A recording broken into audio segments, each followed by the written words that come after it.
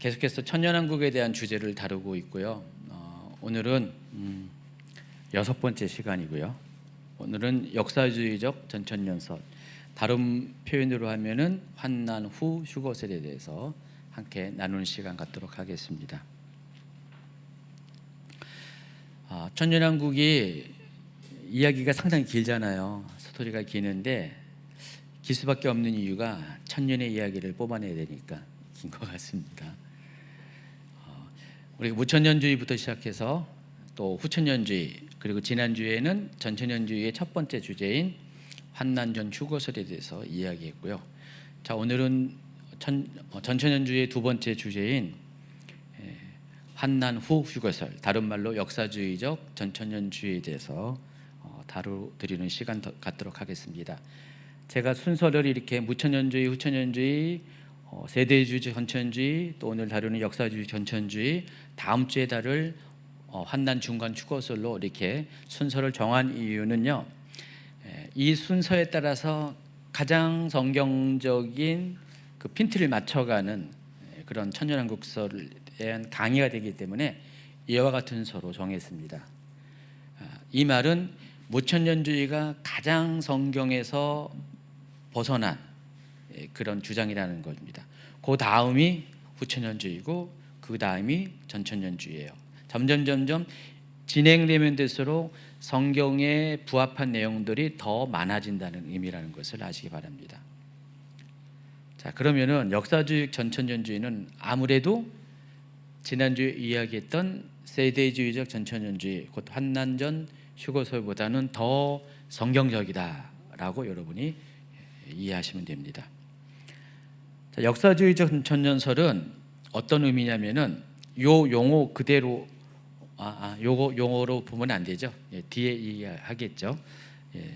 일단은 이 전천년설이라는 이 카테고리 안에서는 세대주의적 전천년주의와 마찬가지로 예수님이 재림하신 후에 비로소 천년왕국이 시작된다고 믿는 종말론, 이게 역사주의적 전천년주의입니다. 그런데 세대주의적 전천년설과 비교하면은 이와 같은 차이가 있습니다. 먼저 역사주의적 전천년설은 환난을 통과한 후에 예수님의 재림과 성도의 휴거가 있고 그 뒤를 이어서 천년왕국이 시작된다라고 믿는 입장입니다. 그래서 환난이 통과한 후에 예수님의 재림이 있다고 해서 성도의 휴거에 대해서 환난 후 휴거설 이렇게 부르고 있습니다. 반대로 세대주의 전천년설은 예수님의 재림과 성도의 휴거가 먼저 있고 그 다음에 환난이 시작된다.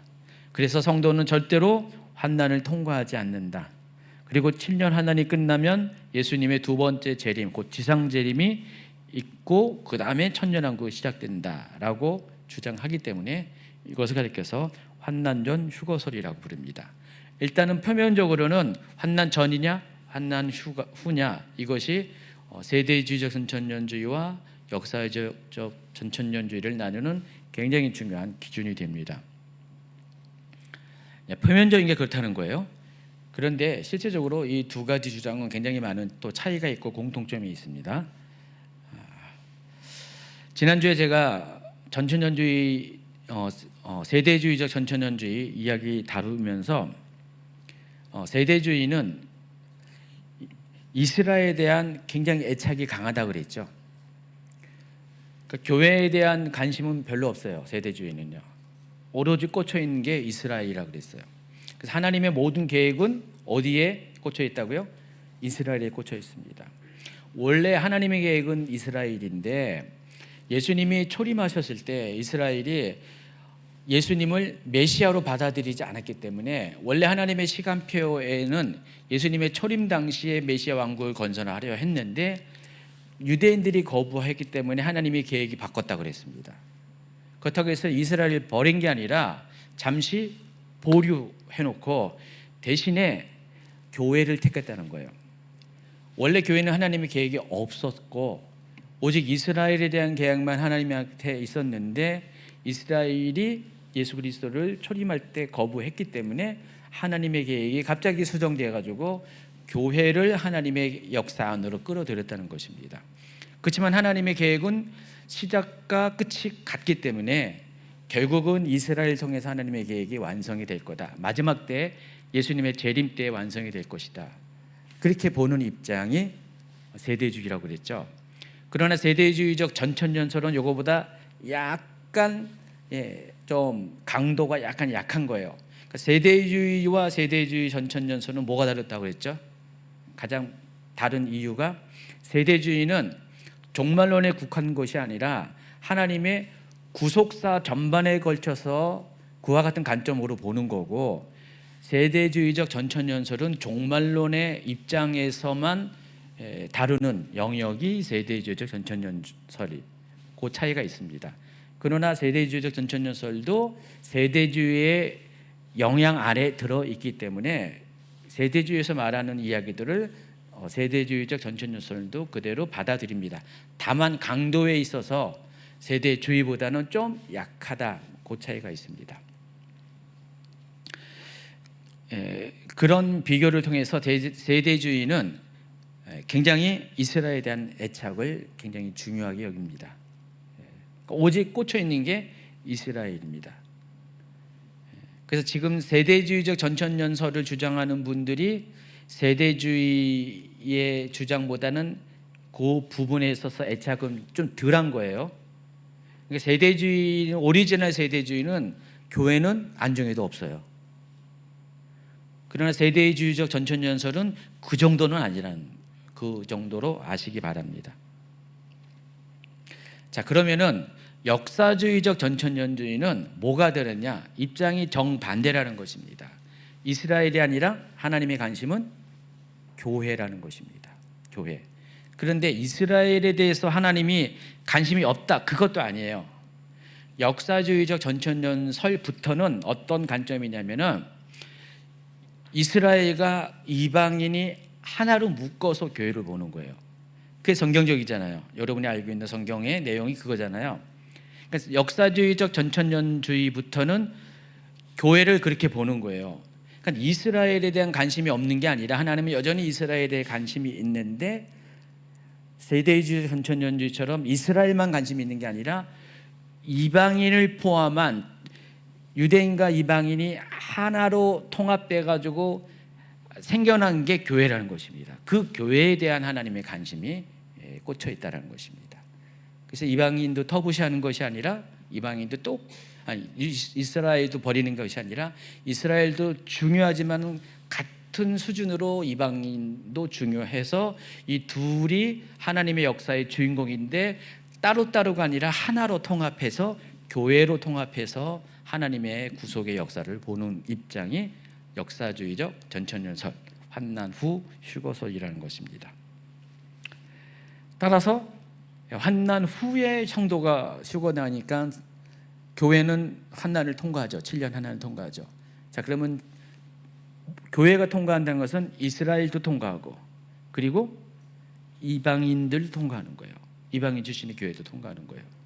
그래서 교회에 소속된 유대인과 이방인 모두가 다 동일하게 환난을 통과하는 그런 관점에서 종말론을 바라봅니다. 자, 역사주의적 전천년설의 역사적 배경을 다뤄드리도록 하겠습니다. 어떻게 이 역사주의적 전천년주의가 시작됐고 어떤 과정을 겪어서 지금도 이렇게 역사주의적 전천년주의가 또 이렇게 그대로 사람들에게 또 받아들이고 있는지를 설명해 드리도록 하겠습니다. 말씀드린 것처럼 예수님의 재림 이후에 천년왕국이 시작된다는 것은 세대주의적 전천년주의와 역사적 전천주의 똑같이 동일한 주장을 하고 있습니다. 그러나 내용면에 있어서는, 구체적인 내용면에 있어서는 7년 환난을 두고 그리스도의 재림이 환난 전이냐 환난 후냐 요 차이가 있다고 말씀드렸습니다. 그런데 이 환난 후 휴거설이 역사주의적 전천년설이라는 이름으로 붙여진 이유가 있습니다. 그러니까 2, 3세기까지만 해도요, 초대교회는 종말론이 뭐라고 했어요? 전천년주의라고 했잖아요. 그러니까 역사주의적 전천년주의라는 이름은 후대에 생긴 이름이고요, 그러니까 초대교회까지만 해도 종말론은 전천년주의예요. 그러니까 그거 하나밖에 없었다는 거예요. 3세기까지만 해도 초대교회에서는 앞으로 종말이 어떻게 될 겁니까? 라고 물으면은 예수님의 재림 이후에 천년왕국이 시작된다. 사람들이 보편적으로 그렇게 다 알고 있고 그거 외에 다른 주장은 없었다는 것입니다. 그래서 당시에 유명한 그 초대교회 교부들이 다 이와 같은 주장을 했어요. 그래서 환난 전에 예수님이 오신다는 그런 개념 자체가 없었어요. 세대주의, 전천년주의가 그때는 전혀 없었다는 것입니다. 오히려 성도는 마지막 끝까지 환난을 통과해서 믿음을 지켜야 된다고 가르쳤습니다. 여러분 한번 생각을 해보세요. 그때 당시에 교회사적 배경이 어떻습니까? 초대교회가 겪는 환경이 어땠어요? 고난을 겪고 있었잖아요. 상식적으로 여러분, 항상 이 신학적인 주장은요, 그 시대의 배경을 무시하지 못해요. 반영을 하거든요. 그러니까 지금 그때 당시만 해도 성도가 다 고난을 통과하고 있고 모든 교회가 핍박과 환난을 당하고 있었잖아요. 250년 동안 10번에 거친 기독교 대박해가 있었습니다. 그 시간을 통과하면서 그냥 성도들은 당연히 교회는 이런 환난을 통과하고 핍박을 통과하고 십자가를 지는 것이 당연한 제자된 자의 모습이다라고 생각을 했었어요.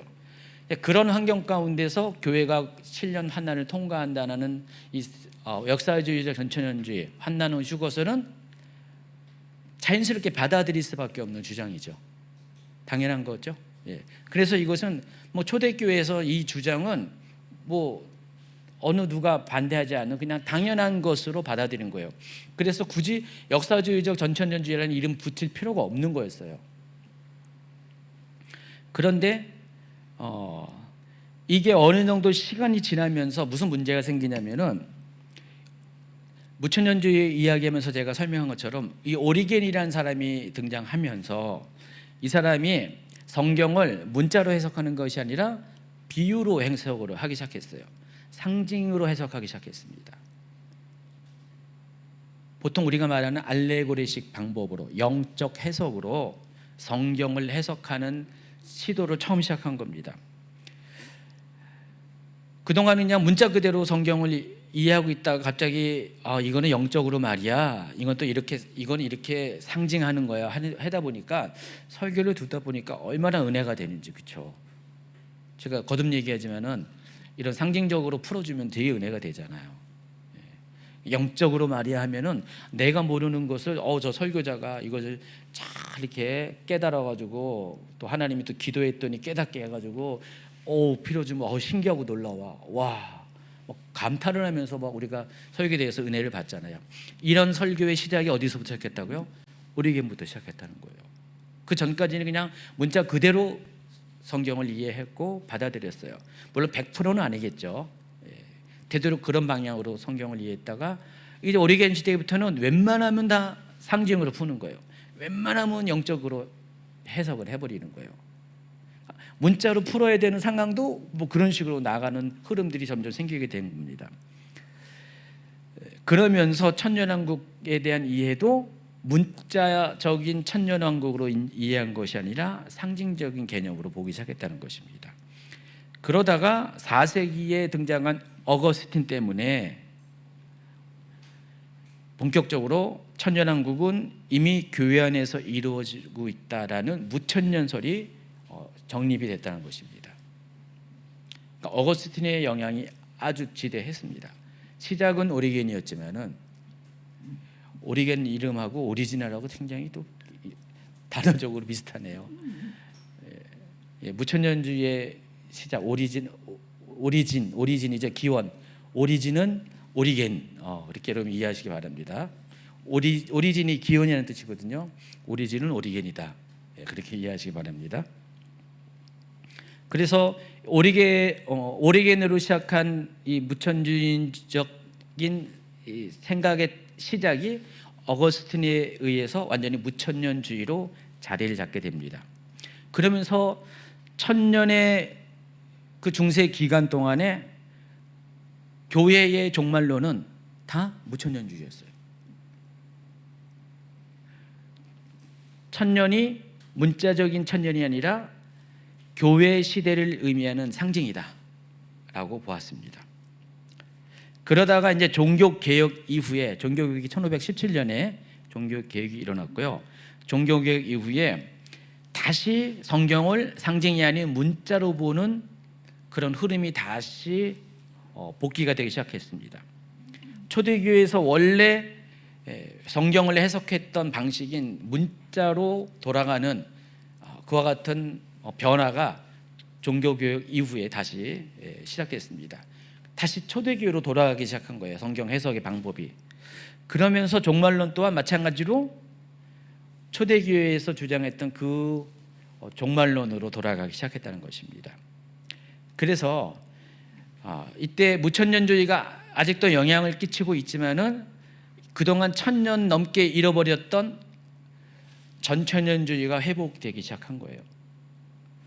그러면서 또 이때 19세기에 뭐가 등장해요? 세대주의적 전천년주의가 등장하잖아요. 그래서 갑자기 종말론이 세계가 된 거예요. 처음에는 전천년주의 오리지널이었고요. 그다음에 무천년주의가 생겼고, 그리고 나서 이제 세대주의가 생겼죠. 세대주의가 생기면서 그때부터 이거랑 구분하기 위해서, 같은 전천년주의니까 이거랑 구분하기 위해서 역사주의적 전천년주의라는 그 이름이 이제 불려지게 된다는 것입니다. 이해하시겠죠? 이와 같은 어떤 역사적인 맥락이 있다는 것입니다. 자, 그러면 역사주의적 전천년설은 어떤 핵심 주장을 갖고 있는가? 첫 번째, 아까 말씀드린 것처럼 교회 중심의 구속사를 이야기합니다. 하나님의 계획은 언제나 교회를 중심으로 이루어진다.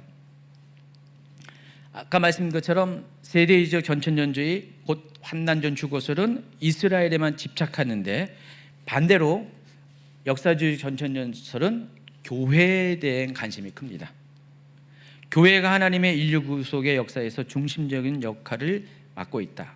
그래서 교회는 어떤 시대에서도 하나님이 이 땅에서 이루는 구원의 통로이고 하나님의 백성의 대표자라는 주장을 합니다. 그래서 이스라엘과 이방인 교회를 철저히 구분하는 세대주의와 달리 역사주의적 전천년설은 이 둘을 분리하지 않습니다. 구분하지 않고 오히려 이스라엘과 이방인 교회가 하나 되는 것을 강조하고 있습니다. 자, 에베소서 2장 11절부터 18절까지 읽어주시기 바랍니다. 그러므로 생각하라. 너희는 그때 육체로는 이방인이요 손으로는 육체에겐 할례를 받은 무리라 칭하는 자들로부터 할례를 받지 않은 무리라 칭함을 받는 자들이라. 그때 너희는 그리스도 밖에 있었고 이스라엘 나라 밖의 사람이라. 약속의 언약들에 대하여는 외인이요 세상에서 소망이 없고 하나님도 없는 자이더니 이제는 절에 멀리 있던 너희가 그리스도 예수 안에서 그리스도의 피로 가까워졌느니라. 그는 우리의 화평이신지라.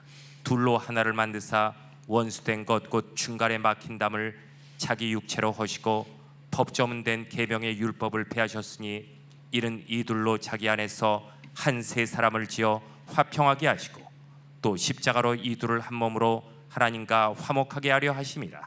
원수된 것을 십자가로 소멸하시고 또 오셔서 먼 데 있는 너희에게 평안을 전하시고 가까운 데 있는 자들에게 평안을 전하셨으니 이는 그로 말미암아 우리 둘이 한 성령 안에서 아버지께 나아감을 얻게 하려 하심이라. 여러분 아시다시피 에베소서는요, 여러 가지 다양한 주제를 다루지만은 특히 교회론에 대한 이야기가 여기 집중적으로 많이 설명되어 있습니다. 자, 2장도 마찬가지로 교회가 어떤 것인가, 하나님의 계획이 어떤 것인가에 대해서 설명하면서 여기 여러분 잘 알고 있는 유명한 그 표현 15절이죠. 이는 이 둘로 자기 안에서 한 세 사람을 지어 화평하게 하셨다라고 했습니다. 여기서 이 둘은 누굴 가리키냐면은 바로 유대인과 이방인을 말합니다. 유대인과 이방인을 십자가로 한 몸으로 만들어서 하나님과 화목하게 하신 것이 하나님의 계획이고 그 하나님의 계획의 결과로 탄생한 것이 교회라는 것입니다. 17절에 보면은 먼 데 있는 너희는 이방인을 가리키고요, 가까운 데 있는 자들은 유대인들을 가리킵니다. 먼데 있는 자들과 가까운 데 있는 자들에게 다 뭐라고 해서 예수님께서 오셔서 평안을 전했다고 그랬습니다. 그리고 18절에는 그 둘이 한 성령 안에서 아버지께 나아가게 하시려고 예수님이 오셨다는 것입니다. 그래서 그와 같은 예수님의 희생과 십자가 사역의 희생과 사역을 통해서 탄생된 것이 먼데 있는 이방인과 가까이 있는 유대인들이 하나가 되어서 한 몸이 되어서 교회라는 이름으로 하나님께 성령 안에서 나아가는 바로 그것이 하나님의 계획이라는 것입니다. 자, 이와 같은 관점에서 사도 바울은 교회를 이해해요. 이게 성경적인 거잖아요. 우리가 알고 있는 성경적인 거잖아요. 근데 역사주의적 전천년주의는 바로 이 성경의 내용 그대로 가지고 이 마지막 하나님의 그 천년왕국에 대한 계획을, 종말의 계획을 이 관점에서 보는 것이 역사주의적 전천년주의라는 것입니다. 하나님은 구속의 계획을 갖고 있는데, 인류 구속의 계획을 갖고 있는데 이스라엘에서 교회로 이어지는 연결된 이야기라는 것입니다. 그래서 이스라엘용 따로 계획이 있고 교회용 따로 계획이 있는 게 아니라 예수님 안에서 둘이 하나가 된 통합된 구원의 이야기를 펼쳐내는 것이 역사주의적 전천년주의라고 여러분이 이해하시면 됩니다. 그래서 결론적으로 역사주의적 전천년설은 교회 중심의 구속사다. 근데 여러분이 꼭 명심해야 될 것은 여기서 말하는 교회는 이방인 교회가 아니라 유대인과 이방인이 하나 된 교회를 말하는 것입니다.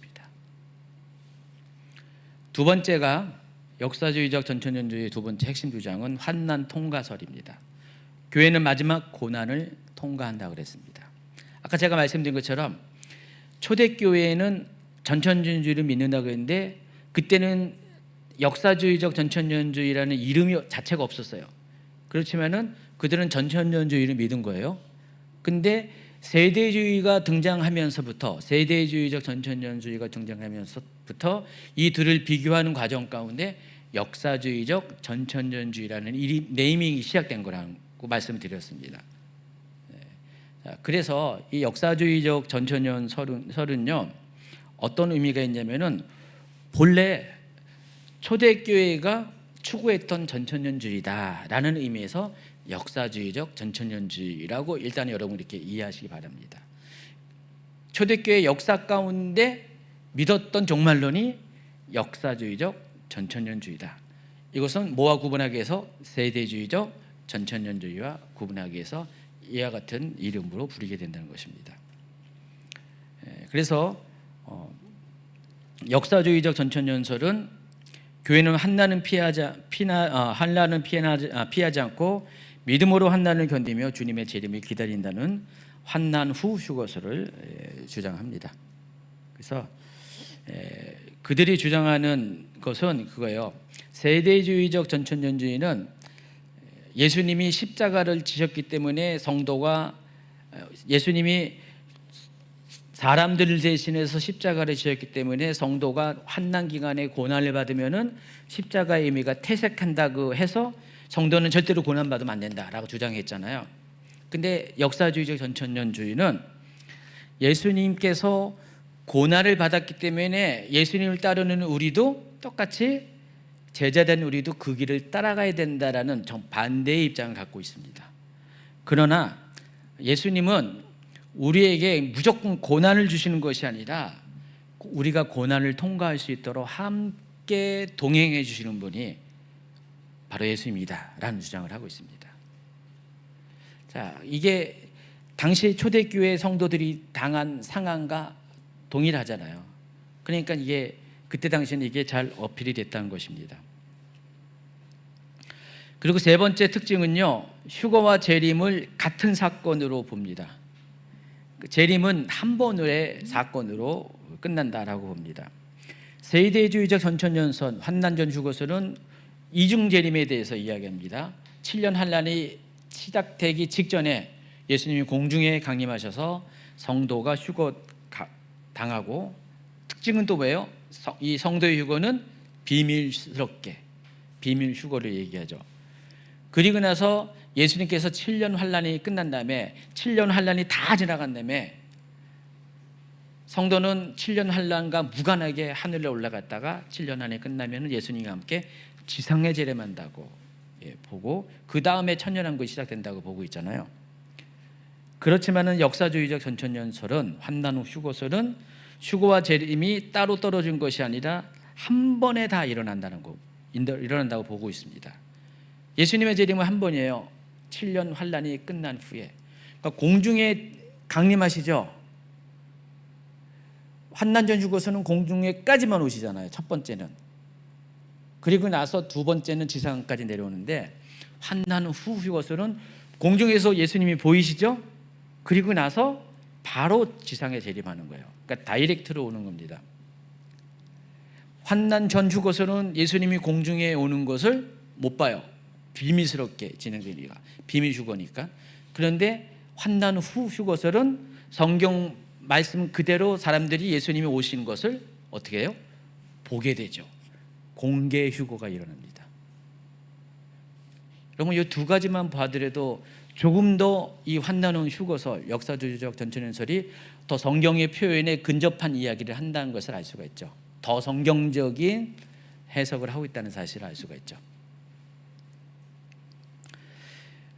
그리고 이 역사주의적 전천년설은요, 그렇다고 해서 상징 해석을 다 무시하는 건 아니에요. 그러니까 전천년주의의 특징은 문자 해석이라고 했잖아요. 근데 이 세대주의 내지는 세대주의적 전천년설은 그 문자 해석을 거의 100% 수준으로 가깝게 아주 그냥 말도 안 되는 것도 문자로 해석하려는 경향이 있어요. 근데 이 역사주의적 전천년설은요, 상황에 따라서 문맥에 따라서 어떤 것은 상징으로 해석하고 어떤 것은 문자로 해석합니다. 두 가지의 균형을 강조해요. 제가 여러분 천년왕국설에 대해서 이야기하기 전에도 계시록 강의를 하면서 저도 개인적으로 여러분에게 이 기준에 대해서 많이 얘기했잖아요. 계시록은 어떤 것은 문자로 해석해야 되고 어떤 것은 상징으로 해석해야 된다. 그러면서 제가 어떤 기준을 이야기했습니까? 일반적으로 문자 해석하는 것은 어떤 때와 시간과 숫자와 관계되는 것은 되도록 문자로 해석하고 어떤 비유로 이야기하는 것, 어떤 상징적인 그림으로 이야기하는 것은 상징으로 해석해야 된다고 이야기했죠. 그러면서 어떤 문맥적으로는 시나리오로 진행되는 것은 되도록이면 문자, 그리고 삽입구의 내용들은 되도록이면 상징.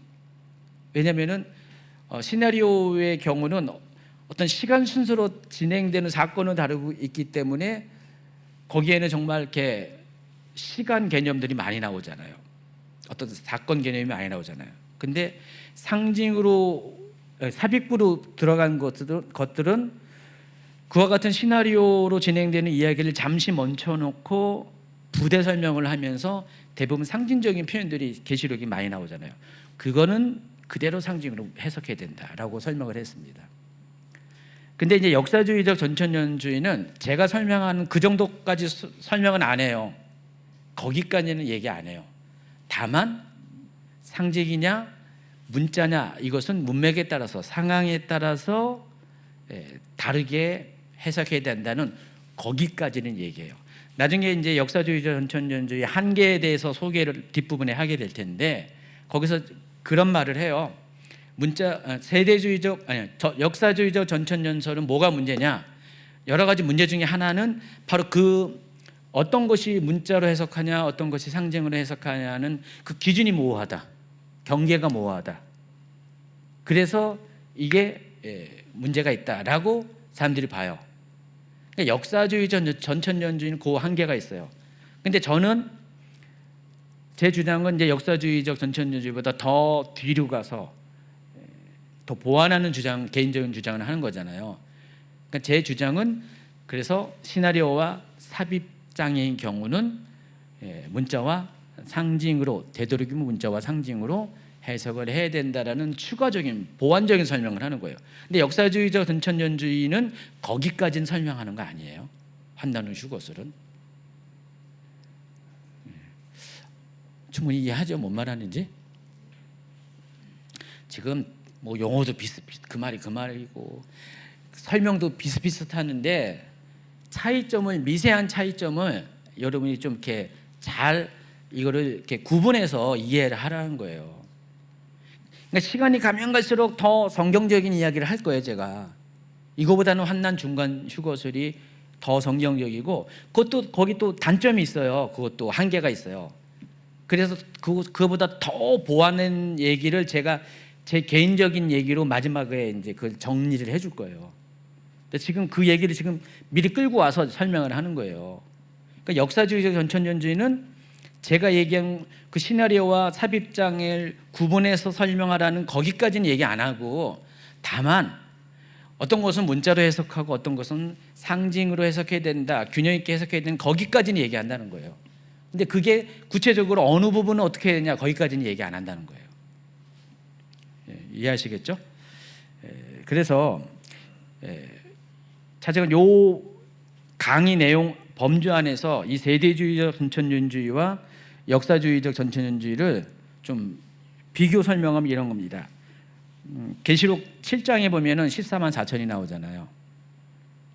세대주의적 전천년주의는요, 이 14만 4천을 문자 그대로 해석한다고 그랬죠. 문자 그대로 14만 4천 명이에요. 각 지파별로 12,000명씩 12지파의 합이 14만 4천이라는 거예요. 근데 사실 이게 좀 안 맞아요. 왜냐면은 거기에는 한 지파가 빠졌어요. 12지파가 아니라 11지파가 한 지파가 두 개로 나눠져 가지고 그렇게 설명한 거예요. 우리가 알고 있는 12지파 개념이 아니에요. 단지파가 빠져 있어요. 7장에는요. 근데 그럼에도 불구하고 그걸 다 12지파로 생각하고 그냥 문자 표현이 그러니까 14만 4천 명의 유대인들이 하나님의 인을 받는다. 그러니까 환난 기간 동안에 하나님의 인을 받아서 그들이 환난 기간 동안에 복음 전도자 역할을 한다. 거기에는 많은 유대인들이 있을 거 아니에요. 그러니까 환난 전 휴거설에 의하면은 유대인들은 환난 전에 성도가 휴거받을 때 성도만 휴거받지, 이방인 성도만 휴거받지 유대인들은 휴거를 안 받는다는 거예요. 구원을 못 받는다는 거예요. 그러다가 환난 기간 동안에 유대인들은 정신 차린다는 거예요.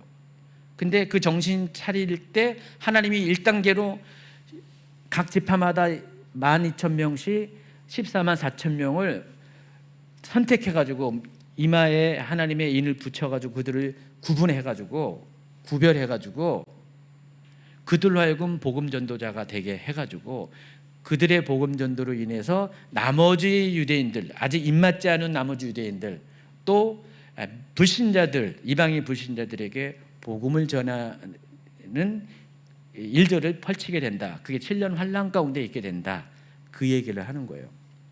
세대주의적 전천년주의가 그 얘기하는 거예요. 문자로 해석해서. 그런데 역사주의적 전천년주의는 환난 후 휴거서는 14만 4천을 유대인으로 보지 않는 거예요. 상징적으로 풀어요, 이거를요.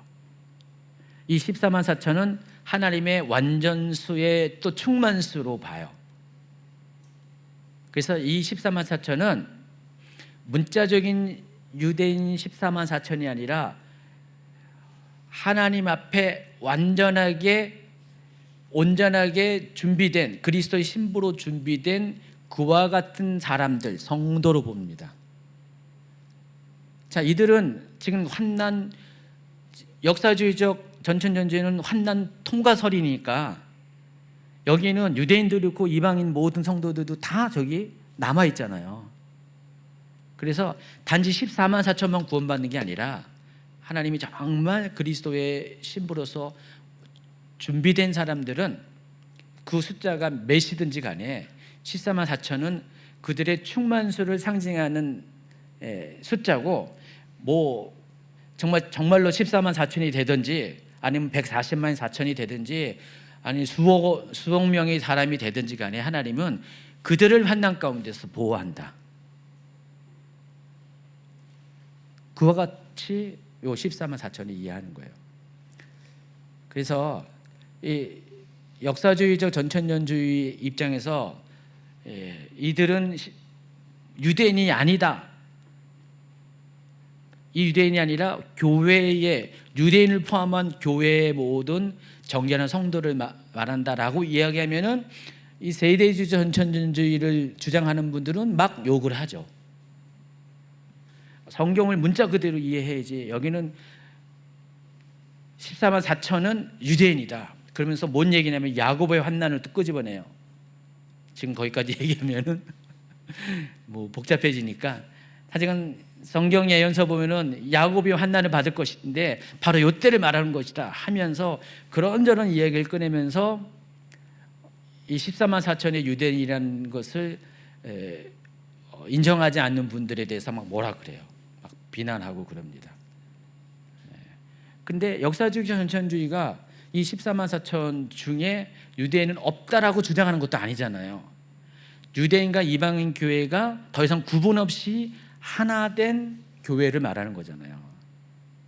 그 숫자가 어떠하든 간에 14만 4천이 상징하고 있는 완전수의 충만수로서 하나님께서는 그와 같은 성도들을 그 기간 동안에 보호한다. 이마에 인을 쳐서 보호해서 그들을 7년 환난 가운데 고난당하지 않도록 최악의 상황을 당하지 않도록 지켜 보호한다. 그 얘기를 하는 거예요. 여러분 이 계시록 7장이 어디까지의 상황 가운데 이게 나오죠? 6번째 인이 지나고 이제 나팔재앙이 시작되기 직전에 일어난 사건이잖아요. 그래서 성도들은 7인의 재앙까지는 유대인이든 간에 이방인 성도든 간에 다 통과하는 거예요. 그 고난을 다 몸으로 겪어내요. 그러나 나팔 재앙부터는 하나님이 보호하시는 거예요. 그렇게 보는 거예요. 제가 여러분에게도 그렇게 설명을 했어요. 이 기본적으로 역사주의적 전천년주의 관점에서 제가 요 6장 7장을 넘어가면서 요 얘기를 했어요. 그때 세대주의적 전천년주의 입장을 또 설명했어요. 그래서 14만 4천이 누구인가라고 여러 개의 입장이 있는데 이런 입장이 있고 저런 입장이 있다고 하면서 제가 세대주의적 전천년주의 입장을 소개를 했었어요. 그들은 이렇게 본다. 그러나 환난은 휴것을 보는 분들은 이것을 문자로 해석하는 게 아니라 상징으로 봐서 모든 교회를 의미한다. 그리고 거긴 제가 또 거기다가 한 가지 제 개인적인 추가적인 주장을 했죠. 뭐라고 설명했습니까?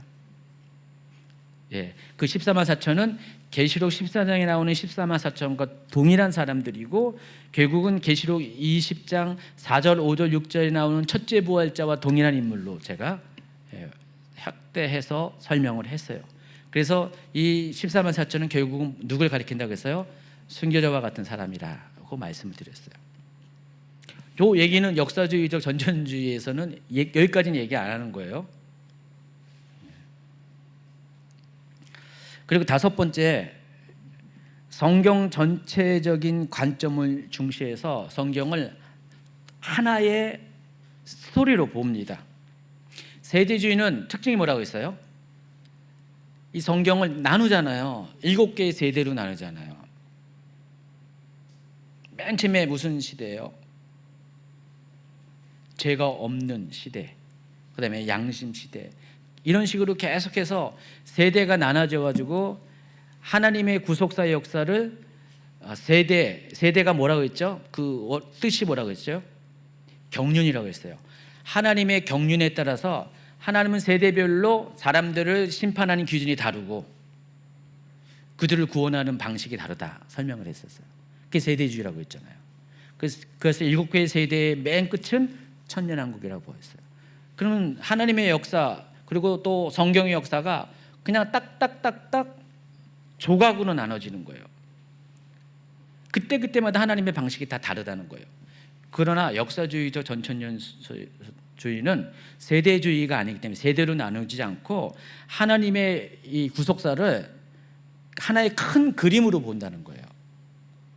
단편적인 조각으로 해석하지 않고 창세기부터 계시록까지 흐르는 모든 하나님의 이야기가 하나의 주제를 가지고 하나님이 끌어간다는 거예요.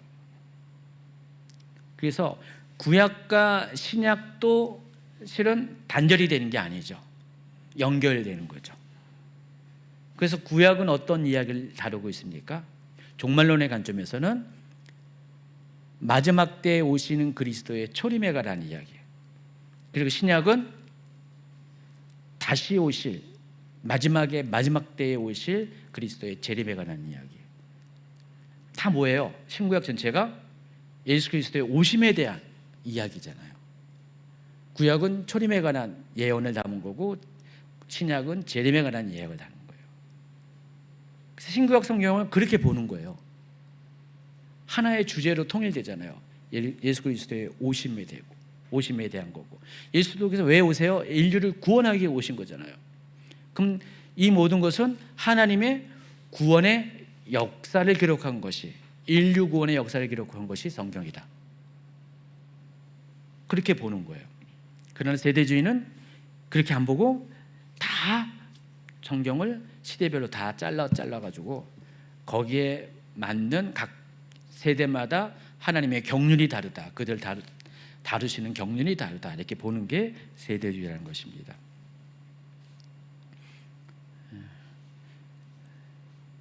그래서 역사주의적 전천년주의 눈으로 보면은 창세기에서 시작된 에덴 동산은 계시록의 새하늘과 새 땅에서 완성이 되는 거예요. 에덴 동산에서 인류는 어떻게 했어요? 실패했죠. 에덴 동산을 우리가 잃었어요. 다른 말로 하면 실낙원이라고 하잖아요. 근데 이 잃어버렸던 이 낙원이 어디서 회복된다고요? 복낙원. 실낙원이 이제 복낙원이 되죠. 어디서 이루어진다고요? 새하늘과 새 땅에서 완성이 된다는 것입니다. 그러니까 역사주의적 전천년주의가 주장하는 게 그거예요. 여기까지 주장하는데 저는 여기서 좀 보완해서 여기서는 그냥 새하늘과 새 땅이라고 이야기하지만은 더 구체적으로 얘기하면은 이 새하늘과 새 땅이 의미하는 게 천년왕국이라는 거예요. 그래서 천년왕국은 잃어버렸던 빼앗겼던 에덴 동산이 회복된 장소가 천년왕국이라는 거예요. 이해하시겠죠?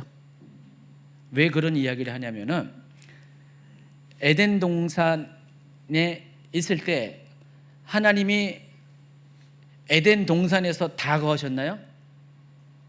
하나님이 거하시는 곳은 하늘 보좌에 따로 있잖아요. 그리고 하나님은 에덴 동산에 내려오신 거잖아요. 인간과 교제하기 위해서 에덴 동산에 내려오셨잖아요. 하늘 보좌에 하나님은 따로 계셨어요. 자, 새 하늘과 새 땅, 새 예루살렘이라고 표현한 계시록 21장, 22장은 어떻게 돼요? 그때부터는 더 이상 하늘 보좌의 경계가 없어지고 그 하늘 보좌 자체가 내려오잖아요. 하나님 더 이상 하늘 보좌에 계신 게 아니라 새로운 땅에서 인간들과 같이 사시는 거예요. 완전하게. 더 이상 하늘 보좌에 삼층천의 개념이 없어요. 근데 그 바로 앞에 잠시 1000년 동안 존재하는 곳은 어떤 곳이었어요? 예수 그리스도가 왕이 돼서 통치하는 곳이잖아요. 성도들, 일부의 성도가 함께 왕노릇하는 곳이 천년왕국이잖아요. 천년왕국 기간 동안에 하늘 보좌는 있나요, 없나요? 여전히 하늘에 있어요. 그러니까 창세기부터 계시록 때까지 하늘 보좌는 그대로 있고요. 창세기에 에덴 동산이 있었고 그 에덴 동산이 계시록 20장에서 천년왕국에서 그것이 한 번 더 다시 역사 가운데 등장하는 거예요. 천년왕국이 회복이 되는 거예요.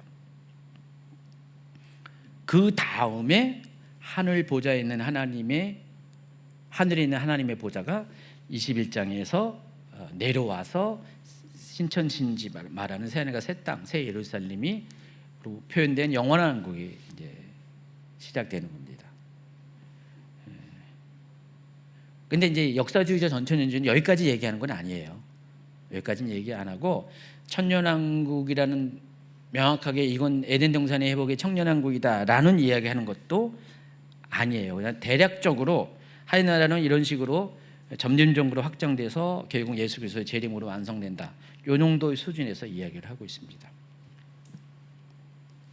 아까 말씀드린 것처럼 이 역사주의적 전천년주의는 초대교회가 믿었던 종말론입니다. 그래서 초대교회가 믿던 종말론을 계승했다라는 의미에서 역사주의적 전천년주의라는 이름이 붙었다라고 말씀을 드렸어요. 자, 그래서 이 역사주의적 전천년설에 의한 역사 진행이 어떻게 진행되는지를 한번 요 관점에서 한번 설명해 드리겠습니다. 일단은 역사주의적 전천년설은 교회도 마지막 환난을 피하지 않고 함께 겪는다고 가르칩니다. 예수님이 다시 오시기 전에는 7년 동안의 큰 고난의 시기가 반드시 오게 되는데 이것이 대환난의 시기라는 것입니다. 이때 다음과 같은 일이 일어납니다. 대규모의 배교가 일어납니다. 7년 환난 기간 동안에 이 7년 환난 동안에는 아직 예수님이 오시지 않은 거니까 사람들이 두 가지 선택이 있는 거예요. 예수님을 고난 가운데 믿음이 연약한 사람들은 예수님을 배신하는 겁니다. 믿음에서 떠나는 겁니다. 그래서 이때는 거짓 선지자도 많이 일어나고요. 거짓 그리스도도 많이 일어나고요. 마태복음에 이 부분에 대한 예언이 있죠. 거짓 선지자와 거짓 그리스도 같은 사람의 미혹이 많이 일어나게 된다는 것입니다. 그리고 이때 엄청난 혼란과 고난이 닥치게 된다는 거죠. 전쟁, 기근, 질병, 자연재해와 같은 큰 사건들이 일어나는데 성도들은 이 고난을 함께 겪어야 된다는 것입니다. 그러면서 이 기간 동안에 배교할 사람은 배교하지만은 고난을 잘 통과한 사람은 어떻게 됩니까? 불순물들이 제거돼 가지고요. 정금과 같이 나오는 그와 같은 시기를 경험하게 된다는 것입니다. 그러니까 끝까지 믿음을 지키는 자들이 더욱 믿음이 굳세어지는 그런 일들이 일어나게 된다는 것입니다. 그래서 교회는 예수님이 십자가라는 고난의 길을 겪듯이 교회도 똑같이 그와 같은 길을 걸어야 된다라고 주장합니다. 그래서 디모데후서 3장 12절 읽어볼까요? 무릇 그리스도 예수 안에서 경건하게 살고자 하는 자는 박해를 받으리라. 역사주의적 전천년주의에서 근거 성경으로 구절로 얘기하는 게 이거예요. 디모데후서 3장 12절 봐라. 그리스도 예수 안에서 경건하게 살고자 하는 사람은 박해를 받으리라라고 이야기하지 않았냐. 그렇기 때문에 성도들은 그와 같은 시기를 통과할 수밖에 없다. 그래서 환난 후에 예수님이 오시고 그 오시기 전에는 모든 성도들은 이런 고난을 받아야 된다. 그래서 환난은 믿음을 시험하는 불가마와 같고 불 속에 들어가야 금이 정제되듯이 교회도 고난을 통과해야지 진짜 믿음 가진 사람들이 드러나게 된다라고 주장을 합니다. 역사주의적 전천주의 환난 후 휴거설은. 그리고 아까 설명한 것처럼 한 번의 재림과 휴거가 일어납니다. 그리고 재림 후에는 첫째 부활이 일어나는데 이 첫째 부활은 저는 어떻게 설명했죠? 이 첫째라는 단어가 시간 개념의 첫째가 아니라 가치 개념의 첫째라고 그랬죠. 근데 이 역사주의적 전천년주의는 시간 개념의 첫째라는 거예요. 자, 세대주의적 전천년주의 환난 전 휴거설은 성도가 언제 휴거가 된다고 했죠? 환난 전에. 그렇죠? 자, 이 성도의 휴거는 두 가지를 다 동시에 갖고 있어요. 첫 번째가 뭐예요? 죽은 자들의 부활이 있고요. 그리고 현재 살아있는 사람이 변화가 된다고 했어요. 부활체가 되고 변화체 된 상태에서 영혼육을 가지고 공중으로 끌려 올라가는 것이 성도의 휴거잖아요. 그렇죠? 근데 그게 환난 전에 있게 된다는 거예요. 자, 그런데 이 역사주의적 전천년주의는 환난 후 휴거설은 성도가 언제 부활하냐? 환난 후에 부활을 해요. 그럼 시간적으로 부활은 요때 처음 일어난 거잖아요. 그래서 이걸 첫째 부활이라는 거예요. 자, 보시면은 계시록 19장까지가 이제 이 세상에 대한 심판이 끝난 거잖아요. 7년 환란이 종결되는 게 계시록 19장이죠. 20장으로 넘어가면서 사단의 결박이 일어나잖아요. 무적의 가치죠. 그리고 천년왕국이 도래하죠. 그때 첫째 부활자를 언급하잖아요. 그래서 이 첫째 부활자는 시간 순서적으로 첫 번째 부활하는 사람입니다 라는 그런 논리가 성립된다는 거죠. 이해하시겠죠? 그리고 나서 이제 아마겟돈 전쟁이 일어나고 사탄이 결박이 일어난다. 이거 다 여러분 많이 했기 때문에 쭉 강의 한 읽어보시면 됩니다. 그리고 나서 예수님께서 재림을 하십니다. 그리고 지상의 천년왕국이 시작됩니다. 자, 천년왕국의 주제 중에 화두 중에 하나가 누가 통치하냐, 이게 중요하죠. 왕 노릇한 사람이 누구냐. 무천년주의는 누가 통치한다고 그랬죠? 교회가 통치한다고 그랬어요. 특히 무천년주의가 누구로부터 시작됐다고 했죠? 어거스틴. 바로 중세 시대가 어거스틴 이후에 시작되죠. 그러면서 이 어거스틴의 이와 같은 무천년주의는 중세의 교황권을 확립하는 데서 사상적 배경이 된 거예요. 그래서 세상을 교회가 통치해야 된다, 지배해야 된다. 교회의 가장 최고 리더십이 이 세속 왕들을 다 지배해야 된다라고 해서 중세 시대에는 교황권이 강조가 된 거예요. 그러니까 세속 황제권과 대립이 있을 때 바로 이와 같은 주장을 통해서 논리적으로 사상적으로 이렇게 설명을 한 겁니다. 그러면서 이 무천년주의에 의하면 교회가 세상을 지배한다라고 합니다. 후천년주의는 뭐라고 했어요? 후천년주의는 특징이 뭐죠? 예수님의 재림이 언제 온다고요? 천년왕국 지나고 예수님이 재림한다는 거예요. 그러니까 후천년주의에 의하면은 천년왕국, 우리가 알고 있는 성경이 말하는 이 천년왕국은 어떤 시대예요? 후천년주의에 의하면은 무천년주의와 이 전천년주의를 약간 믹스한 느낌이 들어요. 무천년주의는 그리스도의 초림부터 재림까지가 천년왕국이라고 보는데 이 후천년주의는 약간 애매해요. 일단은 그리스도의 초림 이후에 세상이 그냥 진행이 돼요. 역사가 진행되다가 어느 적당한 시기가 되면은 세상이 점점 좋아지고 번영되고 하다가 어느 시기가 되면은 그때 언젠지라고 정확하게 묘사는 안 하지만 어느 시기가 되면 그때부터 천년왕국이 시작된다는 거예요. 후천년주의가 왜 이런 주장을 한다고 말씀드렸습니까? 제가 17세기, 18세기 거치면서 세상이 점점 좋아졌잖아요. 19세기까지. 뭐 복음이 막 대륙으로 퍼지고요. 산업혁명이 일어나고 특히 미국이 막 발전하면서 그러면서 특히 청교도들 사이에 후천년주의가 막 이렇게 주장이 됐잖아요. 낙관적인 세계관을 가지게 됐어요. 그러니까 그런 역사적인 배경하에 후천년주의가 주장이 된 거거든요.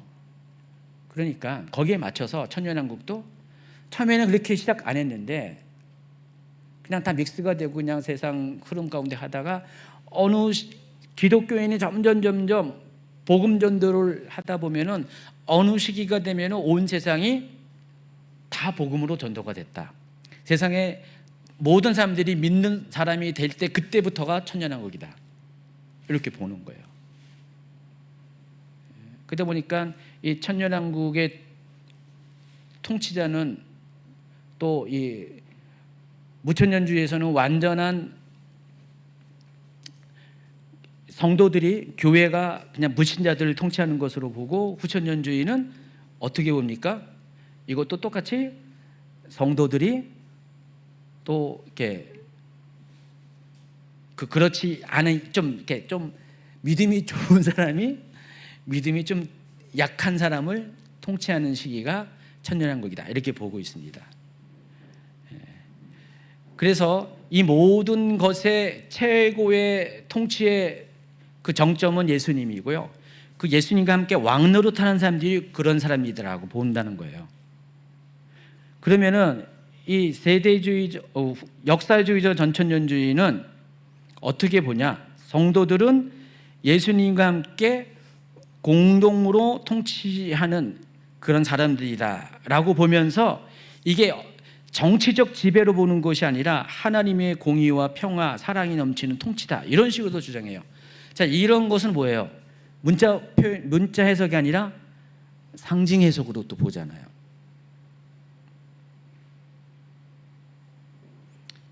그래서 제가 여러분들에게 설명을 하면서도 제가 자꾸 왔다 갔다 하는 이유가 내용들이 실제로 왔다 갔다 해서 그래요. 우리가 알고 있는 성경적인, 우리가 기억하고 있는, 이해하고 있는 내용들과 다르잖아요. 조금씩 비슷하면서도 다르고 같으면서도 또 다르고 막 그런 것 때문에 제가 여러분에게 설명하는 것도 같은 흐름을 타고 잠깐만 그렇게 설명할 수밖에 없어요. 제가 정답만 얘기하면 아주 편하게 이겁니다 이렇게 편하게 얘기하는데 지금 정답이 아닌 이야기들을 설명을 하다 보니까 저도 자꾸만 그렇게 헷갈린 듯이 얘기할 수밖에 없는 그런 상황이라는 것을 이해하시기 바랍니다. 그래서 역사주의적 전천년주의에서 말하는 천년왕국의 특징은 회복된 창조세계다, 평화의의 나라다, 또 예배 중심의 공동체다. 그래서 이때는 예수 그리스도가 중심되는 신정국가 형태이다 이렇게 소개를 하고요. 성도가 그리스도와 함께 왕 같은 존재로 통치한다라고 합니다. 그러면 통치를 받는 자는 누굴까요? 역사주의적 전천년주의에 의하면 통치를 받는 사람 누굴까요? 바로 환난 후 살아남은 불신자들이래요. 그리고 열방의 백성들이라고 합니다. 참 애매하죠. 열방의 백성들? 열방의 백성들은 뭐고 환난 후 살아남은 불신자들은 또 뭐야? 불신자들까지는 이해하는데 열방의 백성들은 그렇게 하면은 거기 불신자도 있을 수가 있고 또 신자도 있을 건데 이런 설명들이 명확하지가 않은 거죠. 그러니까 대략적으로 뭐 이럴 거다 이렇게 설명을 하는 거예요.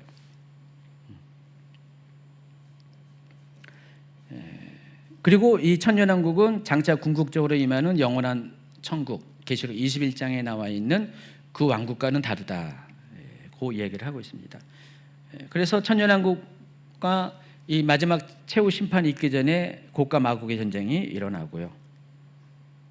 그리고 곡과 마곡의 전쟁 이후에 두 번째 부활이 일어나는 거예요. 둘째 부활. 그게 악인의 부활이라는 거예요. 그리고 바로 악인이 부활하면은 백보자 심판이 임하게 된다라고 합니다. 이거는 이제 이런 내용들은 성경의 기록과 거의 일치된 이야기를 합니다. 그래서 이때 백보자 심판의 결과 생명책의 이름이 기록된 자는 영생으로 그렇지 못하는 영원한 형벌에 처해지게 된다라고 이야기합니다. 그리고 나서 새하늘과 새 땅에 대한 이야기를 이야기합니다. 이게 역사주의적 전천년주의, 곧 환난 후 휴거설에 의한 종말의 시나리오입니다. 자, 그러면 이제 역사주의 전천년주의에 대한 비판을 하는데 장점이 뭐고 단점이 뭔가 요걸 설명을 하겠습니다. 일단 역사주의적 전천년술은 성경 해석 방법이 문자와 상징 두 가지를 다 제시한다는 면에서 균형 잡힌 종말을 이야기해요. 그렇지만은 문제가 좀 몇 가지가 또 있습니다. 그 전에 장점에 대해서 이야기하죠. 그래서 역사주의적 전천년주의의 첫 번째 장점은요, 고난을 통한 믿음의 연단을 강조합니다. 아까도 이야기한 것처럼 예수님의 고난과 성도의 고난을 연결시켜서 성도도 7년 환난을 받아야 된다. 그것은 예수님이 고난을 받은 것과 같은 맥락이고 이로 인해서 십자가 중심의 신앙을 붙잡아야 된다. 그래서 현실의 박해와 핍박 시련 속에서 우리가 신실하게 살아가야 될 이유를 이 종말론에서 찾게 되는 거예요. 여러분이 구원론도 중요하지만 종말론이 중요한 이유가 성도가 살아야 될 이유를 많이 얘기하거든요. 왜 살아야 되는 이유가 실은 구원론보다 종말론이 더 많은 부분에서 성도들이 왜 살아야 되는지 어떻게 살아야 되는지를 알려주는 그런 답이 되거든요. 그런데 이 역사주의적 전천년주의는 성도가 7년 환난을 통과해야 되는 이유에 대해서 설명을 하니까 성도들은 어떻게 살아가야 된다는 것에 대한 답변이 나오는 거예요. 예수님이 그랬듯이 성도들도 그렇게 살아야 된다. 예수님이 고난 받으셔서 죽으셨지만 부활했듯이 성도들도 똑같이 그 과정을 밟아야 되기 때문에 7년 환난이라는 시간을 통과해야 된다. 그 과정 속에 더욱더 단단해지고 더욱더 정결해진다. 그래서 교회는 성도는 고난을 회피하지 않고 믿음으로 그 고난을 이기는 공동체가 되어야 된다. 초대교회가 그랬잖아요. 그래서 이 믿음, 이 종말론을 갖고 있기 때문에 똘똘 뭉칠 수가 있었다는 거예요. 고난이 닥쳐도 초대교회가 믿음으로 이길 수 있는 힘이 바로 이 종말론 때문에, 이 전천년주의 때문에 이길 수가 있었다는 것입니다. 그래서 이 역사주의적 전천년주의는요, 박해를 받는 지역교회에서 현실적으로 많이 적용하게 됩니다. 첫 번째가 초대교회였고요. 지금도 세계 곳곳에 박해받는 교회들이 많이 있잖아요. 민족 열방이 있잖아요. 그들에게 이 역사주의적 전천년주의 환난 후 휴거설을 이야기하면은 자기들의 상황과 똑같으니까 은혜가 되는 거예요. 그래, 하나님의 계획은, 마지막 때 계획은 이런 거야. 그래서 우리가 이 당하는 이 고난은 우리가 이겨나가야 되고, 예수님도 우리가 이 고난을 당하는 것을 내버려 두신 것이 아니라 함께 같이 동참하시는 분이 예수님이야 라면서 이겨낼 수 있습니다. 그래서 그런 면에서 장점이 되는 거예요. 그리고 또 한 가지는 성경 전체에 충실하다고 그랬어요. 자, 이 말은 세대주의에 비해서 그렇다는 거죠. 무천년주의에 비해서 그렇다는 거지 완벽한 건 아니에요. 그러니까 무천년주의가 워낙에 상징에 대한 이야기를 하고, 세대주의는 반대로 문자에 집착하지만은 또 그냥 막무가내식으로 그냥 억지로 또 성경을 해석하는 양쪽의 극단적인 모습들 다 갖고 있잖아요. 근데 그거에 비해서 역사주의적 전천년주의는 균형을 갖고 있잖아요. 어떤 거는 문자로, 어떤 거는 상징으로 해석하니까 나름 그 두 가지에 비해서는 굉장히 균형 잡힌 종말론이라는 것입니다. 그리고 교회를, 하나님의 구원을 유대인과 이방인 둘로 나누지 않고 둘이 하나가 된, 통합된 한 세 사람이 된 교회로 이해하는 면에서, 그리고 세대주의가 말하는 것처럼 세대별로 경륜에 따라서, 하나님의 경륜에 따라서 사람들이 하나님의 구원 역사가 다른 것이 아니라 하나님은 신구약 전체가 다 그리스도의 오심에 대해서 이야기하고, 그리스도의 오신 이유가 인류를 구원하기 위해 오시는 하나님의 그 한 가지 큰 그림에서 이 구속의 역사, 종말의 역사를 이야기하는 면에서 이 역사주의적 전천주의는 굉장히 성경에 충실한 그런 종말론이라고 볼 수가 있습니다.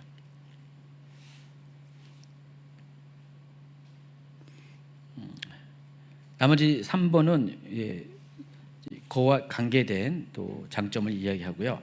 자, 이제는 6번 역사주의적 전천주의에 대한 비판 한계에 대해서, 역사주의적 전천년주의는 또 이와 같은 긍정적인 면도 있지만은 설명되지 못하는 한계사항도 있다는 것을 아시기 바랍니다. 아까 설명했지만은 이 계시록을 문자와 상징으로 균형 잡히게 해석해야 된다는 그 정당성, 필요성은 주장하지만은 어디서부터 어디까지가 문자냐, 또 반대로 어디까지가 상징이냐, 이 기준이 명확하지 않다는 한계가 있다는 것입니다. 그래서 무천년주의도요, 그 상징으로 푸는 것이 사람마다 다 다르다고 그러잖아요. 역사주의적 전천년주의도요, 요 면에서 좀 다른 이야기를 부분적으로 무천년주의만큼은 많지 않지만은 이 성경 해석하는 방법에 대해서 상징과 문자의 경계가 분명하지 않다 보니까 또 서로 개인차가 많이 있다는 사실을 아시기 바랍니다. 그래서 이 환난 후 휴거소를 믿는 분들은 목사님마다 입장이 달라요. 조금씩 달라요. 교회마다 추구하는 방향이 조금씩 다릅니다. 그러다 보니까 때로는 혼란을 줄 수가 있다는 것입니다. 그리고 역사주의 전천년주의는요, 무조건 교회는 고난을 통과해야 되잖아요. 그러니까 어떻게 돼요? 여기 후천년설은 뭐예요? 교회의 사명을 많이 이야기하잖아요. 그래서 그냥 우리 교회가 어떻게 하면은 세상이 변화시킬 수 있다. 세상은 교회가 변화시키는 곳이다라는 어떤 그 진취적인 어떤 그 비전들이 있는데, 이 역사주의 전천년주의는 정반대. 고난을 무조건 통과해야 되니까 좀 비관론적인 그런 면이 있어요. 그러니까 적어도 7년 환란 동안에는 소망이 없잖아요. 그냥 힘들어도 참아내야 돼, 견뎌내야 돼 라는 그런 입장이다 보니까 교회가 큰 일을 할 필요가 없다라는 거예요. 그냥 잘 견뎌내기만 하면 돼.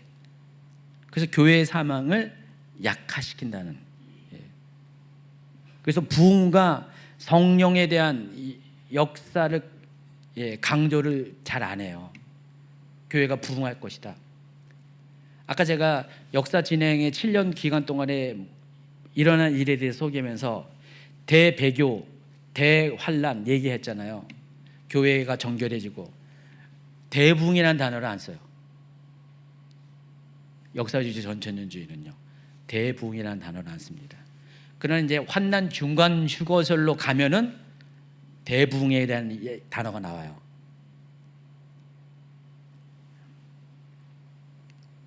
근데 성경은 마지막 때 큰 붕이 있을 것이라고 얘기해요.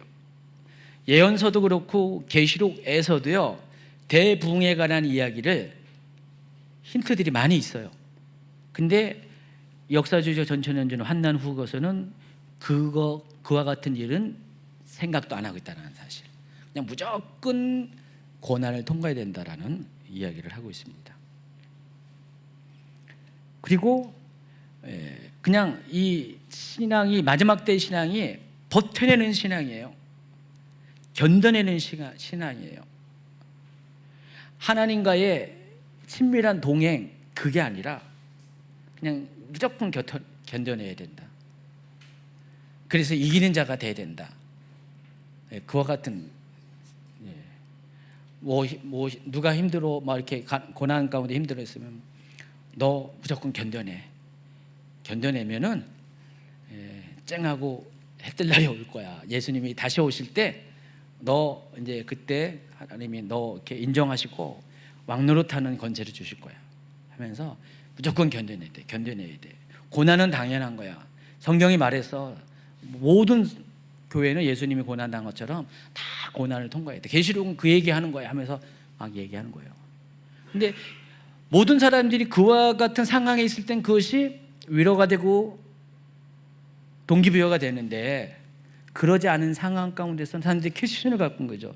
특별히 후천년설이 득세하던 그 시대는 이해가 안 되죠. 이게 지금 시대 상황은 그게 아닌데 좀 이해가 안 되는 면이죠.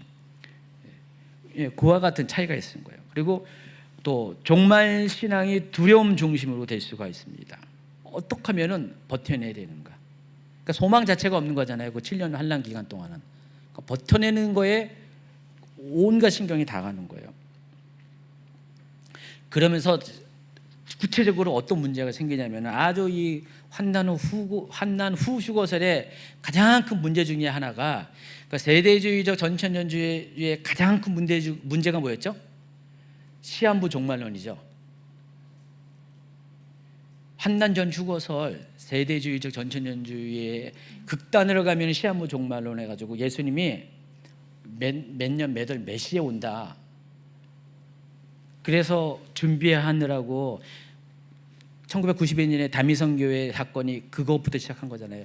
이 세대주의적 종말론 때문에 시작한 거예요. 그게 근데 이 역사주의적 전천전설은 뭐가 문제냐면은 계시록 12장에 나와 있는 예비처라는 단어를요 문자 그대로 이해해가지고요 하나님께서 이 7년의 이 시간 동안에 성도들을 고난에 빠져 있으니까 다 고난을 받아야 돼, 박해를 받아야 되니까 하나님이 그들을 그러니까 12장에 나와 그 7장에 나오는 그 입맞음을 어느 부분은 거기와 연관시켜가지고, 그러니까 사람마다 조금씩 입장이 달라요. 거기와 연결시켜가지고 계시록 12장의 그 예비처를 하나님께서 어느 특정한 장소에 박해자들이 도달할 수 없는 특별한 장소에 성도들을 몰아넣고 거기서 7년의 시간을 견뎌내게 한다.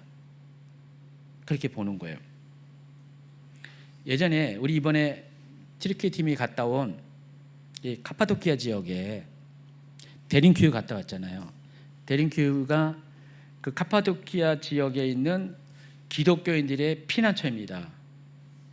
그때 당시는 그 지역에 다 그 헬라 사람들이 살고 있었잖아요. 그리스 사람들이. 지금은 무슬림 살지만은 다 그리스 영토였어요. 그들이 도망쳐가지고 카파도키아 지형 자체가 1000m 정도의 평균 고도를 갖고 있고요. 거기서 침식 작용에 의해서 땅이 푹푹 꺼지는 거예요. 그러면은 추격자가 딱 보면은요 다 평지로 보여요. 근데 가까이 가야지 이제 밑에가 꺼진 데가 보이는 거예요. 그 꺼진 곳에 들어가서 동굴을 파가지고 석회암지대에서 동굴을 팔아가지고 거기서 사는 사람도 있고요. 어떤 사람들은 아예 땅을 완전히 깊이 파는 거예요. 무려 지하 8층, 지하 8층으로 해가지고요. 지하 도시를 만들어서요. 거기서 몇만 명씩 거주하고 살았습니다. 몇백 년 동안 그랬다는 거예요. 그와 같은 역사를 알잖아요. 역사적인 경험이 있잖아요. 그러다 보니까 이 계시록 12장의 예비처를 그와 비슷한 개념으로 보는 거예요. 그래서 적그리스도가 등장하고 7년 환란이 시작되면은 믿는 자들은 그런 곳을 찾아서 숨어야 된다. 그래서요 12년 전에 2012년 그때 정말 한국의 종말론이 아주 광풍이 불어쳤거든요. 그때 2010이라는 영화도 종말 영화도 나왔잖아요. 세상이 멸망하는 두 번째 홍수로 멸망하는 그 영화도 나왔잖아요. 그때 당시에 뭐 앞뒤로 해가지고요 종말 영화들 많이 나왔었어요. 종말 영화가 많이 나온 것은 그 시대 상황을 많이 반영하거든요. 세상이 편할 때는 그런 영화 안 나와요. 근데 세상이 좀 이렇게 여러 가지 불안정할 때는요 영화 제작자도 그런 영화를 많이 만들어요. 그리고 사람들이 보잖아요. 어필하잖아요. 그때쯤 돼가지고요 기독교 안에서도요 이런 예수님이 곧 다시 오겠다라는 아주 긴박한 이야기를 많이 했어요. 그때 여러분 아시다시피 베리칩 이슈가 있었잖아요. 그 사람들이 그냥 앞뒤로 해가지고 베리칩 무슨 이거 짐승의 표다 해가지고 그냥 길거리 다니면서 뭐 입갑한 전도도 하고 막 그런 시대였잖아요. 베리칩 그때 논쟁이 있을 때 2017년이 세상이 완전히 멸망하는 시기라고 못 박은 사람도 있었어요. 아주 유명한 목사님 중에서도 뭐 그런 얘기 하시는 분도 계셨고요. 그때 어떤 일이 있었냐면요. 실제로요. 어떤 분은 몽골 가가지고요. 몽골 고비 사막에 도피처를 만들고요. 어떤 사람은 남미 어디더라? 아르헨티나에 있나 어디? 그때 당시 아주 그분도 아주 그냥 유튜브로 아주 유명했던 분이에요. 이름도 생각 안 나네. 미국에서 사역하시던 분인데 아주 한국에서도 영향력을 많이 끼쳤는데 그분도 어느 한난 후것을 믿는 분이에요. 그분도 어느 날 갑자기 저 남미 어느 쪽에 가서 예비처를 만들었다고 피한 거예요. 이제 곧 가까이 오니까. 여러분 지금은 뭐 이렇게 아주 이상한 데로 빠져가지고 자기가 성령이라고 해가지고 감옥에 가 있는 신모모 여자 목사 있잖아요. 거기는 어디 갔어요? 피지로 갔잖아요. 다 그때쯤 일어난 일들이에요. 다. 그래서 그런 식으로 이 예비처를 해석을 해버리는 거예요. 제가 계시록 12장 이야기할 때 예비처에 대한 개념을 이야기하면서 그런 거 아니다라고 얘기했잖아요. 자, 예비처는 이거는 문자적으로 해석하면 안 되는 거예요. 왜 문자적으로 해석할 수가 없냐? 만약에 정말 이렇게 진짜로 7년 환난 통과설에 의해서 그런 시대가 오면은요, 여러분이 그렇게 예비처를 만들어서 도망간 사람들은 일부는 그럴 수가 있어요. 문자적으로 가능해요. 근데 지금 기독교 인구가 몇 명입니까? 지구상에 수억이잖아요. 개신교 인구만. 근데 이 모든 사람들이 다 숨을 데가 있나요? 당장 우리 교회 성도만 해더라도요. 제가 이제 7년 환란이 있으니까 이제 곧 내년 1월부터 7년 환란이 있으니까 우리 교회 성도님들은 다 재산 정리해가지고 도피처로 갑시다. 해가지고 우리는 멀리 갈 수 없으니까 강원도 어디 산골짜기 어디 사람도 안 사는 숲 속에 우리 땅을 파고 도피처로 갑시다. 이런 게 가능해요? 지금 시대에 가능하냐고요. 어디를 숨든지 뭐 한 명 정도는 뭐 꼭 숨을 수 있겠죠. 아니 이렇게 많은 사람들이 숨을 수가 있나요? 수억 이상의 사람들이 이런 예비처로 숨을 데가 있나요? 그건 현실적으로 불가능하죠. 그러니까 물리적으로 불가능한 거예요. 그래서 이것은 문자적으로 해석하면 안 되는데 이걸로 문자적으로 해석을 해버린 거예요. 계시록 12장은요 상징으로 풀어야 되는데 이 문자로 풀어버리는 거예요. 그러다 보니까 그와 같은 이상한 일이 생기는 거예요. 시한부 종말론이나 이거나 방향만 다른 거지 제가 보기에는 도끼니 객끼니예요. 비슷비슷한 어떤 극단적인 성경에 대한 극단적인 이해의 결과로 생겨난 주장이라는 것입니다. 오히려 이 예비처는 어떤 겁니까? 지하교회를 이야기하는 것으로 봐야지 맞아요. 어떤 지상에 있는 드러난 교회가 아니라 가정교회 형태, 세상 가운데 드러나지 않지만은 건물로 소유 교회가 아니라 무형의 형태의 교회, 성도들의 연합체, 그들이 바깥으로는 교회인 것은 드러내지 않지만은 각 가정에서 모여서 드러나지 않는 공동체가 소수의 공동체가 모여서 거기서 하나님 말씀으로 훈련받고 거기서 그리스도의 다시 오심을 준비하는 그것이 예비처예요. 그래서 예비처는 두 가지 개념이라고 했죠. 도피처와 양육처라고 했잖아요. 그와 같은 것이 오히려 계시록에서 말하는 그 맥락과 현실적으로 맞아떨어지는 그렇게 볼 수가 있습니다. 종합적으로 정리하면 역사주의적 전천전설은 교회의 고난과 인내, 재림의 실제성, 성경 전체에 충실한 종말신앙을 강조하는 면에서는 분명히 유익한 관점을 제공합니다. 근데 마지막 시대의 성령의 부흥, 문화와 사회 속의 복음적 영향력, 승리하는 교회에 대한 소망이라는 측면에서는 약점을 갖고 있고 심각한 두려움을 조장하면서 결국은 어떻게 돼요? 예비처와 같은 엉뚱한 물리적 공간으로서 예비처를 주장하는 그냥 극단적인 모습까지 나아가게 된다는 것입니다.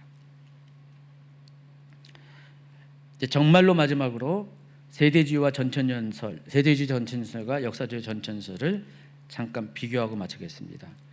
세대주의적 전천전설은 7년 대환년 전에 예수님의 재림이 있다고 주장합니다. 반대로 역사주의적 전천전설은 환란 후에 예수님의 재림이 있다고 봅니다. 세대주의적 전천전설은 예수님의 재림을 이중적으로 보고 역사주의적 전천전설은 한 번 재림 7년 환난 후에 공중에서 강림하시고 곧바로 지상에 재림하는 것으로 봅니다.